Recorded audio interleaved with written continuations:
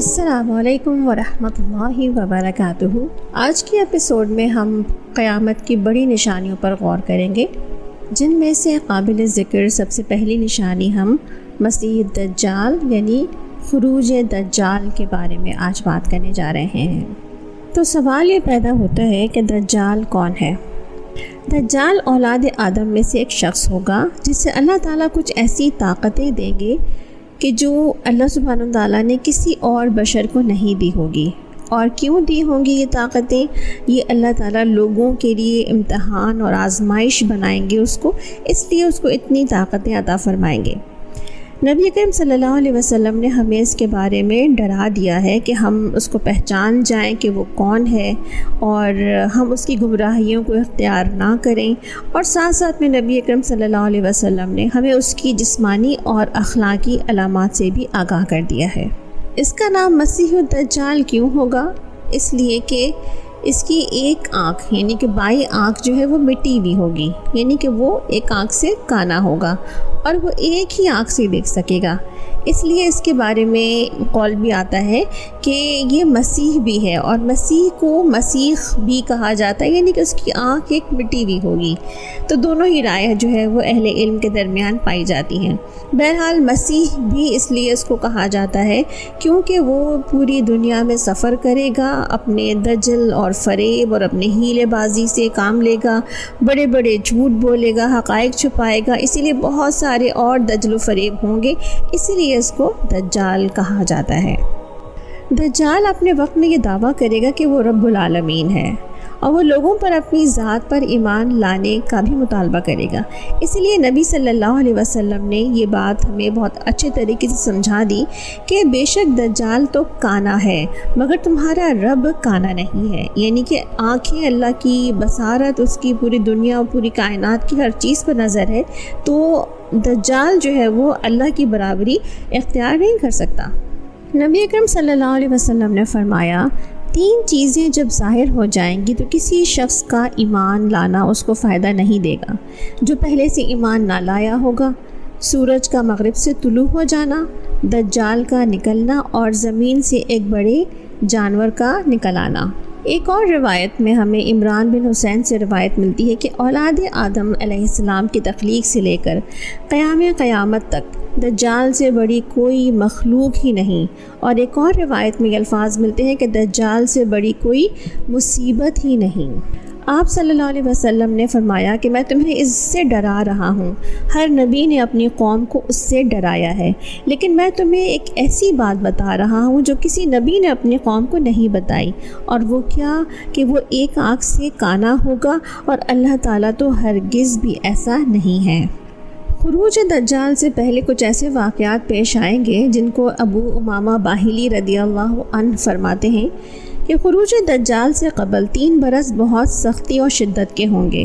لوگ ان سالوں میں خوراک کی شدید قلت کا شکار ہوں گے۔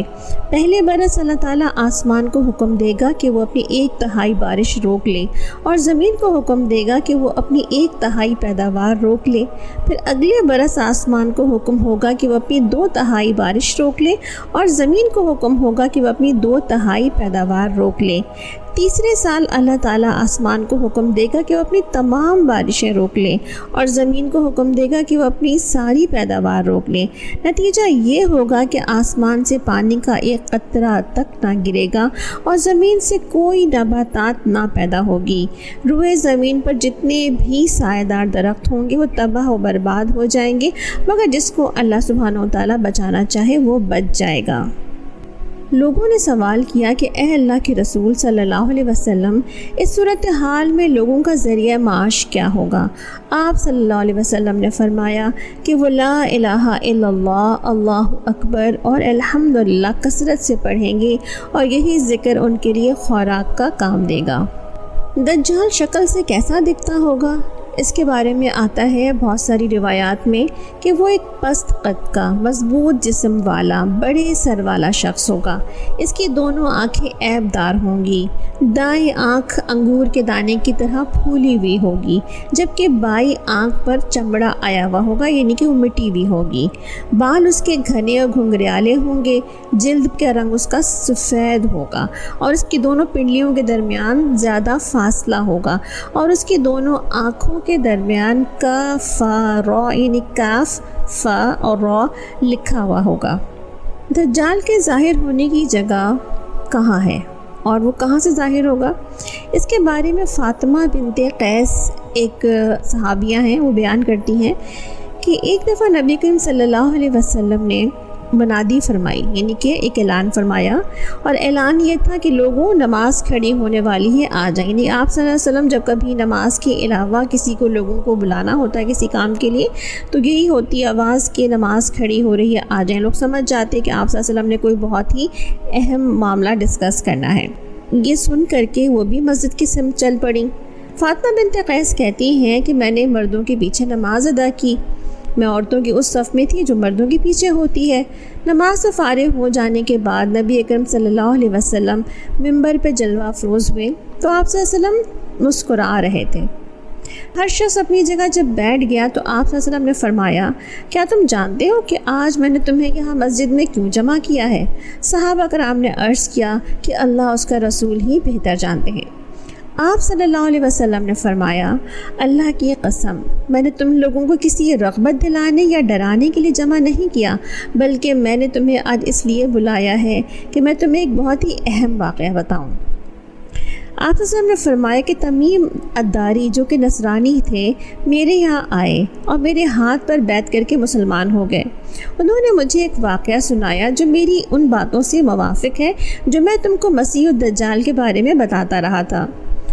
تمیم داری نے مجھے بتایا کہ وہ قبیلہ بنو لخم اور جزام کے کچھ 30 لوگوں کے ہمراہ بحری جہاز میں سفر کر رہے تھے کہ پانی جو تھا وہ بہت ہی بکھری ہوئی موجوں کی وجہ سے ان کے جہاز کو بہت مختلف رستے پر لے گیا، یعنی کہ رستہ بھٹک گئے یہ لوگ۔ وہ 1 ماہ تک مسلسل سمندر میں بھٹکنے کے بعد ایک جزیرے میں جا پہنچے اور وہاں غروب آفتاب کے بعد جہاز جو تھا اس کو قریب تک لے گئے۔ پھر ایک چھوٹی سی کشتی میں بیٹھ کر کے جزیرے تک پہنچے اور پھر اس میں داخل ہوئے تو وہاں پہ ان کو ایک گھنے اور موٹے بالوں والا ایک جانور نظر آیا، جس کی بالوں کی کثرت کی وجہ سے یہ پتہ نہ چلتا تھا کہ اس کی اگلی اور پچھلی جانب کون سی ہے۔ انہوں نے کہا کہ تم کون ہو؟ اس نے کہا کہ میں جساسہ ہوں، یعنی کہ میں جاسوس ہوں۔ تو انہوں نے کہا جساسہ کیا ہوتی ہے؟ تو اس نے کہا کہ دور دراز جگہ پہ اس نے بتایا کہ وہاں پر ایک شخص انتظار کر رہا ہے جو تمہارے بارے میں جاننے کی بہت رغبت اور خواہش رکھتا ہے۔ جب جساسہ نے اپنا نام لیا تو ہمیں سمجھ آیا کہیں یہ شیطان ہی نہ ہو، تو ہم تیزی سے اس جانب چل پڑے جہاں اس نے اشارہ کیا تھا۔ ہم جلدی سے اس خانقاہ کی طرف گئے تو وہاں ہم نے عظیم الجثہ انسان دیکھا جو بہت مضبوطی سے بندھا ہوا تھا۔ اس کے دونوں ہاتھ اس کی گردن سے بندھے ہوئے تھے اور گھٹنوں سے وہ ٹخنوں تک بالکل لوہے کی زنجیروں میں جکڑا ہوا تھا۔ ہم نے کہا کہ تم کون ہو؟ اس نے کہا کہ تم میرے بارے میں تو جان ہی جاؤ گے، پہلے یہ بتاؤ کہ تم لوگ کون ہو؟ تو اس نے کہا کہ ہم تو عرب ہیں اور ایک بحری جہاز میں سفر کر رہے تھے۔ سمندر کی طوفانی بکھری ہوئی موجوں نے ہمیں در بدر یہاں لا کر پھینک دیا، اور ہم جب یہاں پہنچے تو ہمیں ایک جانور ملا جس نے ہمیں تمہارا پتہ بتا دیا۔ اب تم بتاؤ کہ تم کون ہو؟ تو اس نے کہا اچھا ٹھیک ہے، تمہیں میرے بارے میں معلوم ہو ہی جائے گا، مجھے کچھ تمہارے بارے میں جاننے کا بہت شوق ہے۔ تو اس نے کہا تمہیں کیا جاننا ہے ہمارے بارے میں؟ تو اس نے کہا تم مجھے یہ بتاؤ کہ بیسان جو کہ ایک جگہ کا نام ہے، کیا بیسان کے کھجورے کے باغات کے بارے میں کچھ بتاؤ۔ تو تمیم الداری نے پوچھا کہ تمہیں کیا چیز جاننی ہے اس جگہ کے بارے میں؟ اس نے کہا مجھے یہ بتاؤ کہ کیا اس کے درخت پھل دے رہے ہیں؟ اس نے کہا کہ ہاں دیتے ہیں پھل اس کے درخت بھی۔ اس نے کہا عنقریب وہ پھل دینا بند کر دیں گے۔ پھر اس نے کہا مجھے بحیرہ طبریہ کے بارے میں بتاؤ۔ تو لوگوں نے کہا تم کیا پوچھنا چاہتے ہو اس کے بارے میں؟ تو اس نے کہا کیا اس میں پانی موجود ہے؟ انہوں نے کہا کہ ہاں اس میں بہت پانی ہے۔ اس نے کہا کہ عنقریب اس کا پانی ختم ہو جائے گا۔ پھر اس نے کہا کہ مجھے زغر کے چشمے کے بارے میں بتاؤ۔ تو اس نے کہا کہ تمہیں کیا پوچھنا ہے اس چشمے کے بارے میں؟ تو اس نے کہا کیا اس چشمے میں پانی موجود ہے اور کیا اس کے باشندے اس کے پانی سے کاشتکاری کرتے ہیں؟ لوگوں نے کہا کہ ہاں اس میں پانی بھی بہت ہے اور اس کے باشندے کاشتکاری بھی کرتے ہیں۔ پھر اس نے کہا کہ مجھے یہ بتاؤ کہ ان پڑھوں کا یعنی امیوں کا نبی کا کیا حال ہے؟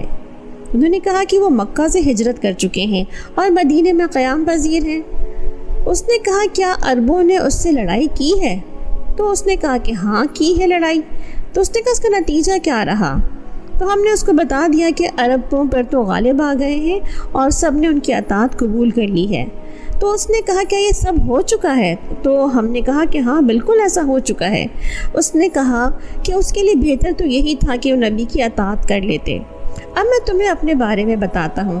میں مسیح الدجال ہوں۔ عنقریب مجھے کسی وقت خروج کا اذن مل جائے گا۔ میں نکلوں گا اور ساری زمین کا ہر شہر کا 40 روز میں چکر لگا لوں گا، سوائے مکہ اور مدینہ کے، کیونکہ یہ 2 شہر مجھ پر حرام کر دیے گئے ہیں، اور ان میں سے کسی شہر میں بھی اگر میں داخل ہونے کی کوشش کروں گا تو میرا سامنا ایک فرشتے سے ہوگا جو ننگی تلوار سونت کر میری راہ میں کھڑا ہوگا۔ وہ مجھے ان شہروں میں داخل ہونے سے روک دے گا، اور مکہ اور مدینہ کے تمام راستوں اور شاہراہوں پر بھی فرشتے متعین ہوں گے جو اس کی حفاظت کریں گے۔